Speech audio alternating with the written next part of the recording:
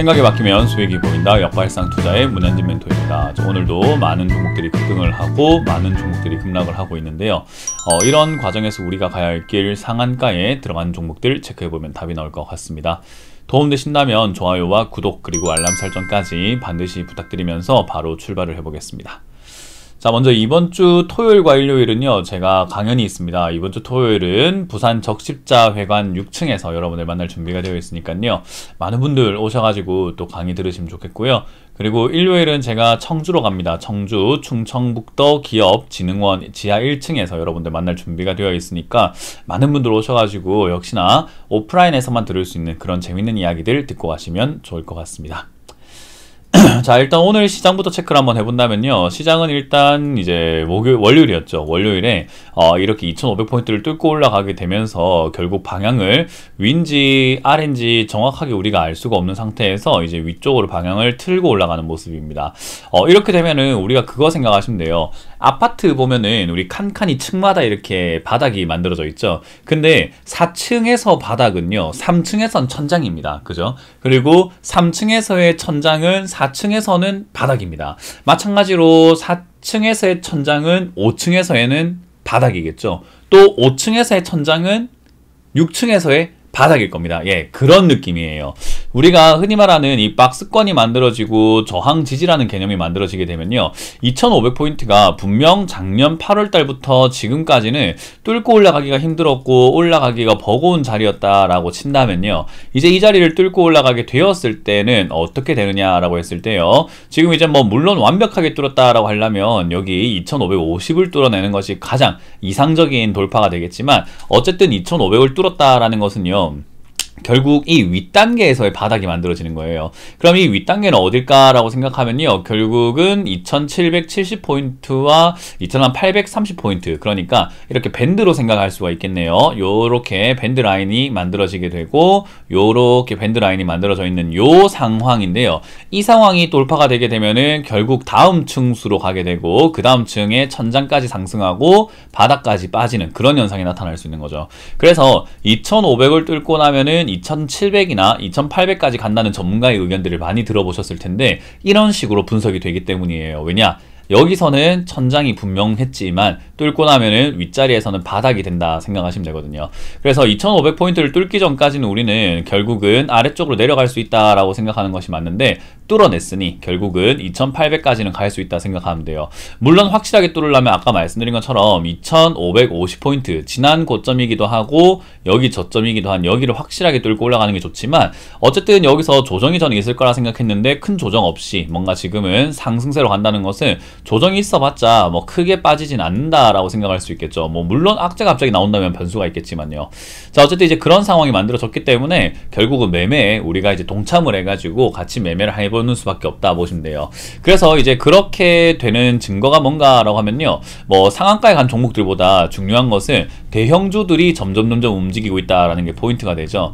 특히나 대형주 중에서도 올라오지 못했던 종목들, 지금까지 크게 올라오지 못했던 현대모비스, 현대차, 그리고 셀트리온과 같은 저점에 있는 기업들이 다시 머리를 살살살살 들고 있다는 점들이 포인트가 될 것 같아요. 특히나 LG 같은 경우도 바닥을 기어다니다가 지금 이렇게 상승이 나오는 걸 확인할 수가 있단 말이죠.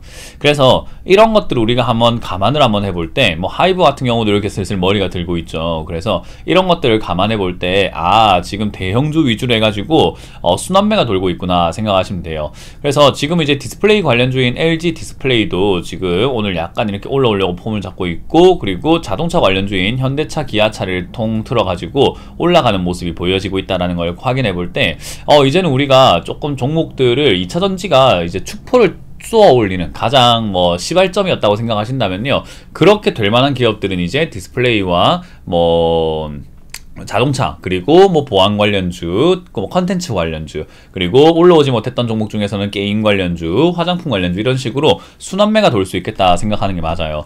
적어도 일단 시장이 안정적으로 이렇게 움직여 줄 때까지는 그렇게 진행을 할 수 있다는 거죠. 제 생각에는 하반기가 되면은 꺾일 가능성이 저는 매우 높다고 봅니다. 하반기가 되면은 꺾일 가능성이 높고, 금리 인하기가 되었을 때 항상 어김없이 하락이 찾아왔기 때문에 하반기엔 꺾일 가능성이 높은데, 그때까지 어떤 모양을 만드느냐의 문제고, 사실 이제 이 정도까지 확인을 했으면은 어떤 모양을 만드느냐에 따라 가지고 달라진다는 것도 중요하지만 어떤 모양을 만들든지 이제는 우리는 매매에 임해야 된다 생각하시면 좋을 것 같아요.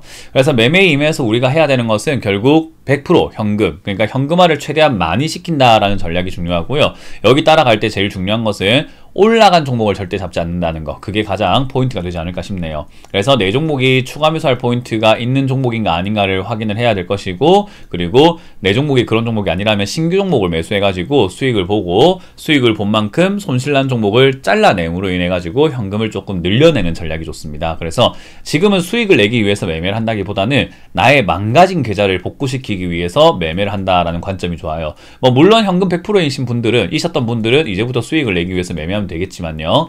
자, 어쨌든 이제 그런 관점으로 보시면 되고요. 일단 오늘 급등 나오고 있는 기업은 역시 이제 그런 관점에 의해서 보게 된다면 자동차 관련주들이 조금 올라오고 있다는 것이 하나의 또 포인트가 되고 관심사가 될 것 같습니다. KB오토시스가 일단 눈에 좀 들어오죠. 그래서 이렇게 급등 나오고 있는 기업들이 총 상한가에 7개가 보여지고요. 10% 이상 올라오고 있는 기업도 45개, 지금까지 뭐 이렇게 기술적 반등이 올라오고 있는 기업들 뿐만 아니라 뭐 바닥에서부터 올라오질 못했던 기업들도 지금 많이 올라오고 있고요. 역시 자동차 경량화 또는 차량 관련주들도 좀 보인다라는 게 특징이 됩니다. 그리고 자동차 부품뿐만 아니라 핸드폰 부품도 좀 보여지고 핸드폰 렌즈 관련주 뭐 이런 것들도 많이 보여지기 때문에 지금 이젠 좀 그런 관련주들을 우리가 관심 가지고 사볼 필요가 있지 않나, 그렇게 보시면 좋을 것 같네요. 10% 이하로 빠지고 있는 기업들은요, 일단 2차전지 관련주들이 지금 전부 다 폭락을 하고 있다라고 해도 과언이 아닐 것 같아요. 이제 여기서 빠져나온 돈들이 다른 종목으로 가게 되기 때문에 우리가 관심을 가져야 되는데, 2차전지 관련주는 일단 에코프로가 지금 대장주잖아요. 근데 에코프로가 좀 약한 모습을 보여주고 있죠. 그래서 에코프로가 오늘 지금 보면은 11% 이렇게 빠지고 내려가면서 약간 폭락이 나오는데 아마 시세가 한 번에 죽지는 않을 거예요. 아무래도 대장이기도 하고 너무 강하게 올라왔기 때문에 시세가 막 논스톱으로 쫙 빠지진 않겠죠. 지만 그래도 타격은 조금 있을 것이다, 그렇게 생각하시면 좋을 것 같습니다. 자, 어쨌든 일단 10% 이상 올라오고 뭐 상한가 종목 중에서는요, 일단 KB오토시스가 눈에 들어오는데요, 점 상한가가 있는 것을 확인할 수 있습니다. 일단 이 종목은 브레이크 부품 관련주고 자동차 부품 관련주라고 생각하시면 좋을 것 같아요. 실적은 그런대로 양호한 기업이기 때문에 들고 있었던 분들은 수익을 좀 챙겨내시는 관점으로 상한가 풀릴 때 매도하시면 되고요. 그 외의 분들은 이제 아까 말씀드린 것처럼 올라오지 않은 자동차 부품주 중에서 조금 관심 가져서 매매해 놓으면 되지 않을까, 그렇게 우리가 힌트를 찾아볼 수 있는 종목일 것 같다고 보시면 되겠습니다. 자, 그리고 이화전기인데요. 요거는 뭐 변압기라던가 전원 공급 장치에 이렇게 들어가는 부품 만든다 보시면 되는데요.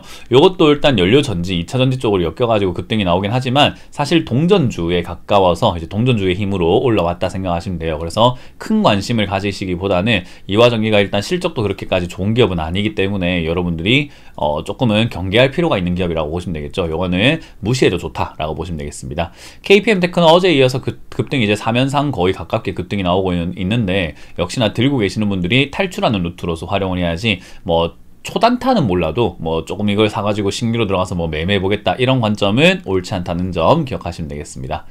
자, 그리고 T-로보틱스인데요. 로봇 관련주들이 다시 올라오는 그런 모습들도 보여주고 있습니다. 최근에 이제 우리가 잊어버리고 있던 로봇 관련주라든지 또는 AI 관련주들이 다시 급등 나오고 반도체 소부장 쪽이 움직이는 것도 확인할 수 있거든요. 그래서 이제 그런 것들을 생각 한번 해볼 때 T-로보틱스 같은 경우도 지금 2차전지 관련 물류화 시스템 그런 공급 계약을 맺었다라는 이야기로 급등이 나왔어요.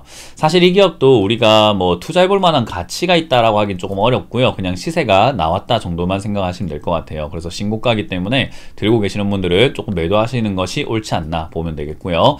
미코 바이오메드라는 기업이 이렇게 급등이 나와 있습니다. 체외 진단 키트 이런 것들 만들고 의료기기 만드는데요. 역시나 기업이 실적이 좋지는 않은데 급등이 나왔어요. 최근에 뭐 지역 감염 추정으로 엠폭스 확진이 뭐 이렇게 좀 원숭이 투창이죠. 그래서 엠폭스 원숭이 투창 확진 사례가 등장을 해서 진단키트 이런 쪽이라든가 이런 것들이 급등이 나오는 것 같습니다. 뭐 딱히 매력적이진 않아요. 이것도 역시나 들고 계시는 분들이 탈출 루트로 이용하시는 게 좋다. 그리고 슈프리마 아이디라는 기업이 이제는 무상증자 추진 가능성이 있다라고 하고 최대 주주 변경 이야기로 급등 나오는데, 기업들이 급등시키기, 주가를 끌어올리기 가장 좋은 게 최대 주주 변경인 것 같아요. 그래서 이거는 주가를 끌어올리기 위한 수작이다라고 생각이 듭니다. 그래서 이건 약간 작전 냄새가 나기 때문에 들고 계시는 분들이 깔끔하게 매도하시고 절대로 신규 매수해서는 안 된다 보시면 되겠습니다. 자, 일단 오늘 급등 나오는 종목에서 우리가 힌트를 얻을 수 있는 것은 역시나 자동차 부품 관련주 그리고 디스플레이 관련주는 우리가 계속 관심을 가져야 된다는 점, 그걸 보시면 되겠고요. 제일 먼저 움직이는 건 자동차 관련주인 같기 때문에 자동차 관련주 중에서 실적이 나오고 있는데 주가가 아직 안 올라갔다. 그러니까 KB오토시스처럼 이렇게 급등이 나올 수 있는 조건, 주가가 안 갔는데 이렇게 바닥이 있다라고 한다면은 좀 사놓고 기다려볼 필요가 있지 않나 싶습니다. 자, 어쨌든 지금까지 우리가 이제 방아쇠에 손을 얹히고 기다렸다면 이제는 쏴야 되는 시기가 온 것 같아요. 이왕이면 조정이 참 좋았는데 조정이 안 들어왔다라는 점은 여전히 아쉽지만 아쉬움대로 뭐 살아가야 되는 거 아니겠습니까? 날이 금방 따뜻했으면 좋겠다 생각했는데 잠깐 추워졌다 하더라도 뭐 그건 그거대로 우리가 살아가는 인생이니까요. 그래서 그렇게 받아들이면서 우리는 뭐 여기에 맞는 전략을 짜야 한다. 그래서 지금은 매매에 조금 임해서 내 계좌를 복구시키는데 한번 힘을 다해보자. 그게 이제는 뭐 다음 테마를 예측하고 사놓는 것이다 라고 보시면 되겠습니다. 자, 이렇게 마무리 지어보도록 하겠습니다. 역발상 투자의 문현진 멘토였습니다. 고맙습니다.